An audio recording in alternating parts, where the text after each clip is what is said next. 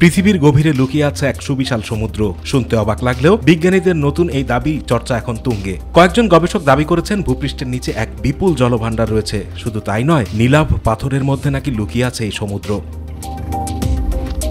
পৃথিবীতে এখন অন্যতম বড় সমস্যা পানির সংকট। অনেকে দাবি করেন যদি তৃতীয় বিশ্বযুদ্ধ হয় তবে তা হবে পানির কারণেই। বিশ্বের মোট জনসংখ্যার প্রায় 2/3 মানুষ প্রতি বছর কমপক্ষে 1 মাস প্রবল জলকষ্টে ভোগেন। এহেন পরিস্থিতিতে ভূপৃষ্ঠের নিচে বিশাল সমুদ্রের হদিস পাওয়ার দাবি নিঃসন্দেহে কৌতূহল জাগিয়েছে অনেকের মনে। এই সমুদ্রের জল কতটা ব্যবহারযোগ্য তা নিয়েও চলছে আলোচনা। ইভানস্টন নর্থ ওয়েস্টার্ন বিশ্ববিদ্যালয়ের একদল গবেষক গত কয়েক বছর ধরে এই বিপুল জলভাণ্ডারের খোঁজে ছিলেন। অবশেষে সাফল্য মিলেছে বলে দাবি করা হচ্ছে। গবেষকদের দাবি ভূপৃষ্ঠের প্রায় 700 কিলোমিটার নিচে রয়েছে এই সুবিশাল সমুদ্র।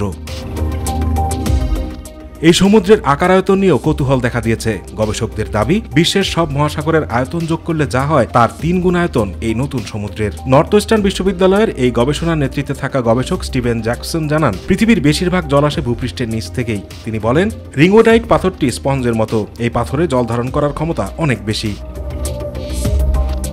রিংওডাইট পাথর আসলে কিভাবে এত জল ধরে রাখতে পারে? বিজ্ঞানীদের কথায় এই পাথরের গঠন খুবই অদ্ভুত। পাথরের যে কেলাসাকার গঠন রয়েছে তার মধ্যেই লুকিয়ে রয়েছে জল ধারণ ক্ষমতার রহস্য। কেলাসাকার গঠন হলো পাথরের পরমাণুর বিন্যাস। এই বিন্যাসই হাইড্রোজেনকে আকর্ষণ করে, যার ফলে অতিরিক্ত জল ধরে রাখতে পারে এই পাথর। গবেষকরা কিভাবে জলরাশির সন্ধান পেলেন? জানা গিয়েছে এই গবেষণার মোট 2000 সিসমোগ্রাফ ব্যবহার করেছিলেন বিজ্ঞানীরা। গোটা আমেরিকা জুড়ে এইসব সিসমোগ্রাফ ব্যবহার করা হয়েছে। সিসমোগ্রাফ যন্ত্রগুলির মধ্যে 500টি ভূমিকম্পের তরঙ্গকে পুঙ্খানুপুঙ্খভাবে বিশ্লেষণ করেছেন গবেষকরা। বিশ্বে কিভাবে সমুদ্রের সৃষ্টি হলো তা নিয়ে অনেক তত্ত্ব রয়েছে। তার মধ্যে সবচেয়ে বেশি আলোচিত মেল্টেড কমেটস থিওরি। এই তত্ত্বে বলা হয়েছে ভূপৃষ্ঠে যেসব ধূমকেতু এসে পড়েছে সেই সব ধূমকেতুর বরফ গলেই তৈরি হয়েছে সমুদ্র। কিন্তু রিংওডাইট পাথরের মধ্যে লুকিয়ে থাকা সমুদ্রের খোঁজ পাওয়ার পরে সেই মেল্টেড কমেটস থিওরি নিয়ে প্রশ্ন উঠতে শুরু করেছে। গবেষকদের দাবি পৃথিবীর সব সমুদ্রের জলের উৎসই এই নতুন সমুদ্র। দাবি করা হচ্ছে পৃথিবী নিজের গর্ভেই জল ধারণ করে রেখেছিল, এতদিনে তার হদিস মিলেছে। আতিকুর রহমান তিতাস, মাই টিভি।